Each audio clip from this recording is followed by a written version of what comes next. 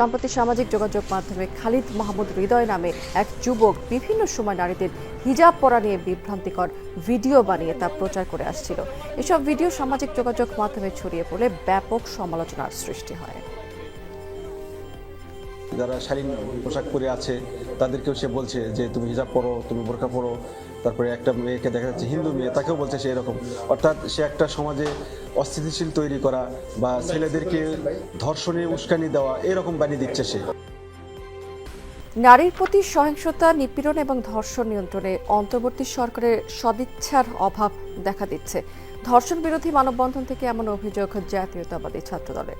বক্তব্যে ছাত্রদলের শীর্ষ নেতারা দাবি করেছেন যে অভ্যুত্থান পরবর্তী সময় জনগণ সমর্থন দেওয়ার পরও আইন শৃঙ্খলা পরিস্থিতির উন্নতি করতে পারেনি অন্তর্বর্তী সরকার।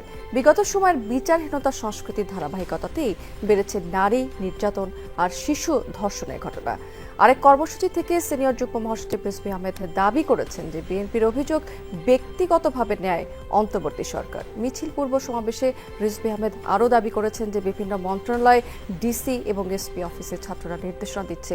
ছাত্রদের কথা মতো চললে কিভাবে আইন শৃঙ্খলা নিয়ন্ত্রণে আসবে এমন প্রশ্ন তুলেছেন রিজভী।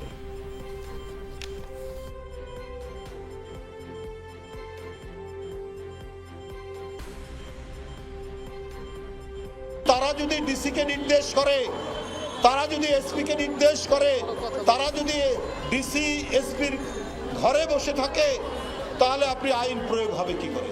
আরে ডিসি এসপি অন্যায় করলে আপনি ক্যাম্পাসে তার প্রতিবাদ করুন। ঠিক কতদিনের মধ্যে নির্বাচন এবং সংস্কার হবে তার রোড ম্যাপ ঘোষণা করতে সরকারের প্রতি আহ্বান জানিয়েছেন জাতীয় নাগরিক পার্টির আহ্বায়ক নাহিদ ইসলাম। সন্ধ্যায় সোহরাওয়ার্দী উদ্যানে শহীদ পরিবারের সাথে ইফতার মাহফিলে একথা বলেছেন তিনি। বলেছেন, কোনো রকম ছলচাতুরির মাধ্যমে নির্বাচন এবং সংস্কারের নামে জনগণকে পিছিয়ে রাখা যাবে না। নির্বাচনের বিরুদ্ধে নয়, এনসিপি ভোটে অংশ নিতেই রাজনৈতিক দল গঠন করা হয়েছে। তিনি বলেছেন যে শেখ হাসিনার বিচার ছাড়া নির্বাচন হলে আওয়ামী লীগ আবার পুনর্বাসন হবে কিনা এর নিশ্চয়তা কি? গণ অভ্যুত্থানের আকাঙ্ক্ষা বাস্তবায়নই এই দলের লক্ষ্য বলে জানিয়েছেন নাহিদ ইসলাম। এ সময় দলের সদস্য সচিব আক্তার হোসেন বলেছেন যে দেশে বিচার সংস্কার পেছানোর রাজনীতি দেখতে চায় না সরকার। এ সময় সার্জিস আলম বলেছেন যে শেখ হাসিনার বিচারের আগে দেশে কোনো নির্বাচন হবে না। অতি দ্রুত শেখ হাসিনাকে দেশে ফিরিয়ে নিয়ে এসে বিচারের মুখোমুখি কাঠগড়ায় দাঁড় করাতে হবে।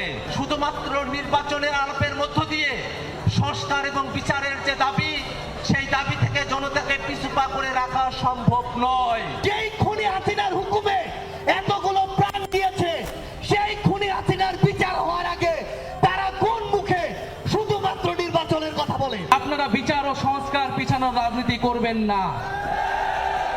বিচার ও সংস্কারের প্রতি ঐক্যমত পোষণ করুন। নির্বাচন আমরা আপনাদেরকে করে দিতে সহায়তা করব। আমরা কেউই নির্বাচনের বিরুদ্ধে না।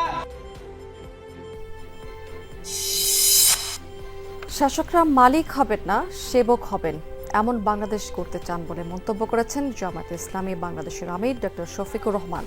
সন্ধ্যায় মণিপুর হাই স্কুল মাঠে জামায়াতে ইসলামী বাংলাদেশ আয়োজিত বিশিষ্টজনদের সম্মানে ইফতার অনুষ্ঠানে যোগ দিয়ে এসব কথা বলেছেন তিনি। বলেছেন, সেই দেশে দুর্নীতি এবং দুঃশাসন থাকবে না। দেশে এমন আল্লাহর আইন চাই, অন্য সব ভাইদের আইন দেখা হয়ে গেছে। যে দল ইমানদারির সবচেয়ে কাছাকাছি নির্বাচনে সেই দলকে বাছাই করতে আহ্বান। যার মুখের কথার সাথে কাজের বেশি মিল থাকবে, জাতি তাদেরকেই বেছে নেবে।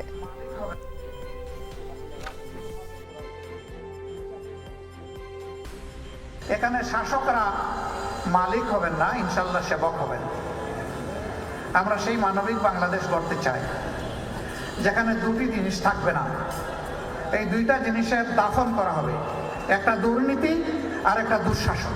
আপনাদের বিবেচনায় যে দল ইমানদারের সবচেয়ে বেশি কাছাকাছি, সেই দলটাকে আল্লাহর উপর ভরসা করে বাছাই করে নেবেন। রাজধানীর উত্তরখানে নিজ বাসায় খুন হয়েছেন হাবিবুল্লাহ বাহার কলেজের ভাইস প্রিন্সিপাল মোহাম্মদ সাইফুর রহমান ভুইয়া। সকাল আনুমানিক 5টার দিকে তাকে আহত অবস্থায় পাওয়া যায়। উদ্ধার করে হাসপাতালে নেওয়ার পর চিকিৎসকরা তাকে মৃত ঘোষণা করে। বর্তমানে মরদেহ ময়নাতদন্তের জন্য নেওয়া হয়েছে সোহরাওয়ার্দী মেডিকেল কলেজ হাসপাতালে। পরিবারের প্রাথমিক ধারণা যে তাকে ধারালো অস্ত্র দ্বারা আঘাত করা হয়েছে। তার সারা শরীরে আঘাতের চিহ্ন পাওয়া গেছে। এই ঘটনার সুষ্ঠু তদন্ত এবং বিচারের দাবি জানিয়েছেন স্বজনরা। এই ঘটনায় উত্তরখান থানায় মামলা করেছে নিহতের পরিবার। আমাদের সঙ্গে কে বা কারা নাকি তারা বাসায় ইয়া করছে, কুবাইয়া তারা আহত করছে এবং ওখানকার কিছু লোক তারা নিয়ে আসছে। এটা তো এখন আসলে বলা মুশকিল। পুলিশ যদি তদন্ত করে বের করতে পারে কে বা তারা তার কোপাইলো। আমরা তো পুলিশের কাছ থেকে জানলাম যে তার গলায় আঘাত, মাথায় আঘাত।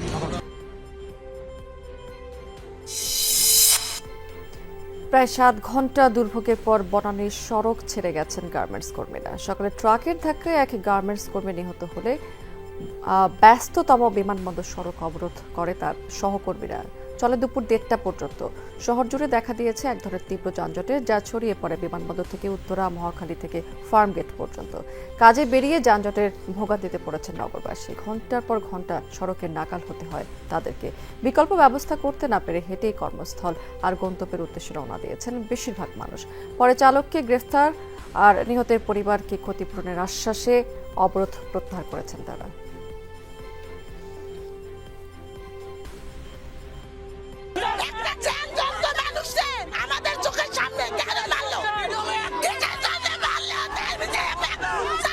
দৈনিক অ্যাক্সিডেন্ট একটা না একটা হইতেই আছে।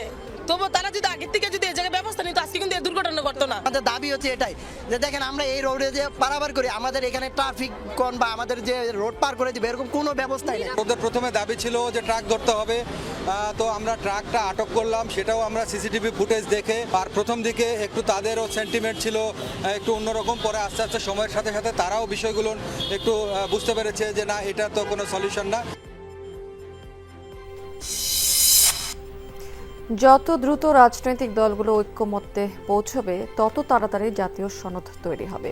ঐক্যমত্য কমিশনের কারণে নির্বাচন আয়োজন বাধাগ্রস্ত হবে না বলে জানিয়েছেন জাতীয় ঐক্যমত্য কমিশনের সহ সভাপতি অধ্যাপক ডক্টর আলী রিয়াজ। তিনি বলেছেন, সব সংস্কার অন্তর্বর্তী সরকার করবে না। অধ্যাদেশের মাধ্যমে সংবিধান সংশোধন করা সম্ভব।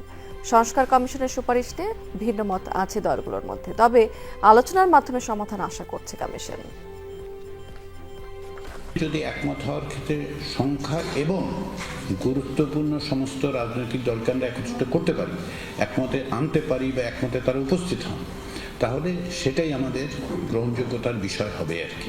একই নির্বাচনের মধ্য দিয়ে এমন জাতীয় সংসদ নির্বাচন করা সম্ভব যা প্রাথমিকভাবে গণপরিষদের দায়িত্ব পালন করবে এবং পরবর্তী সময়ে তারা জাতীয় সংসদ হিসেবে কাজ করবে, আবার একই সঙ্গে পাশাপাশিও করতে পারে।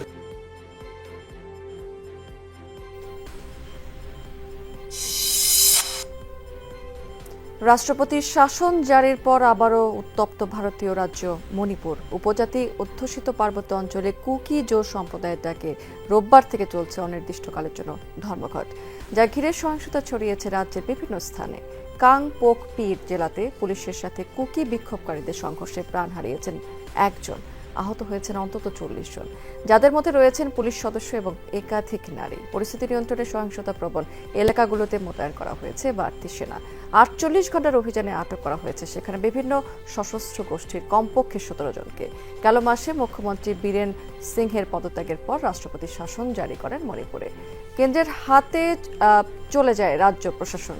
জাতিগত সহিংসতা বিগত 1.5 বছর ধরে উত্তপ্ত পূর্বাঞ্চলে এই রাজ্যটি এ পর্যন্ত প্রাণ হারিয়েছেন সেখানে অন্তত 250 মানুষ, গৃহহীন 1.5 লাখেরও বেশি বাসিন্দা। বাংলাদেশের রাজনীতি গভীর তলানিতে এমন আশঙ্কা প্রকাশ করেছেন বিএনপির স্থায়ী কমিটির সদস্য হাফিজ উদ্দিন আহমেদ। তিনি বলেছেন, দেশ রক্ষায় দরকার সৎ এবং ভালো সরকার।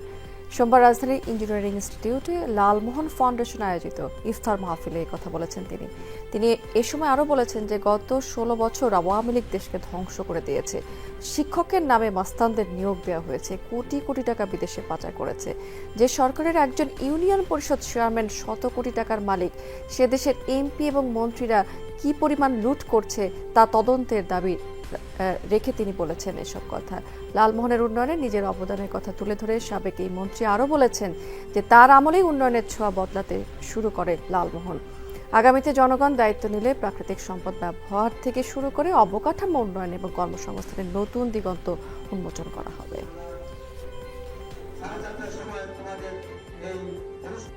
বাংলাদেশের রাজনীতি একেবারে গভীর তলানিতে।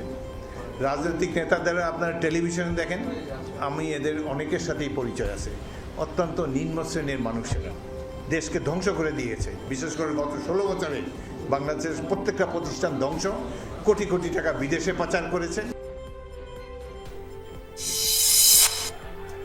আধিপত্য বিস্তারকে কেন্দ্র করে মেহেরপুরের গাংনীতে বিএনপির দুপক্ষের সংঘর্ষ হয়েছে। আহত হয়েছেন সেখানে অন্তত 5 জন। সোমবার রাতে গাংনী বাস স্ট্যান্ড চত্বরে এই ঘটনাটি ঘটেছে। পুলিশ জানিয়েছে যে এই এলাকাতে ফল ভান্ডারের স্থানে দোকান বসানো নিয়ে গাংনী পৌর বিএনপির সাধারণ সম্পাদক মকবুল হোসেন মেঘলা এবং পৌর যুবদলের যুগ্ম আহ্বায়ক মনিরুজ্জামান মনিরের সমর্থকদের মধ্যে উত্তেজনা সৃষ্টি হয়। এরই জেরে শুরু হয়েছে সেখানে সংঘাত। পরে খবর পেয়ে পরিস্থিতি নিয়ন্ত্রণে আনে আইন শৃঙ্খলা রক্ষাকারী বাহিনী। এই ঘটনায় আহতদের মধ্যে একজনের অবস্থা গুরুতর বলে জানিয়েছে চিকিৎসক।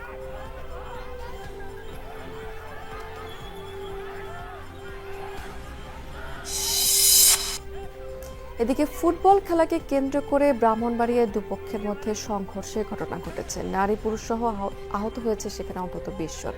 দুপুরের পর থেকে নাসিরনগরের চাপড়তলা গ্রামে কয়েক দফা এই সংঘর্ষ হয়। পুলিশ জানিয়েছে যে শনিবার ফুটবল খেলাকে কেন্দ্র করে এই গ্রামেরই মোল্লাবাড়ির আকাশ এবং ফকিরহাটির বাবুলের মধ্যে তর্কাতর্কি হয়। এর জেরে পরদিন সন্ধ্যায় আকাশকে মারধর করে বাবুলের সমর্থকরা। এরপর থেকেই ছড়ায় সেই উত্তেজনা। দুপুর থেকে বিকেল পর্যন্ত লাঠিসোঁটা, দেশীয় অস্ত্র নিয়ে দুপক্ষ জড়ায় এই সংঘাতে।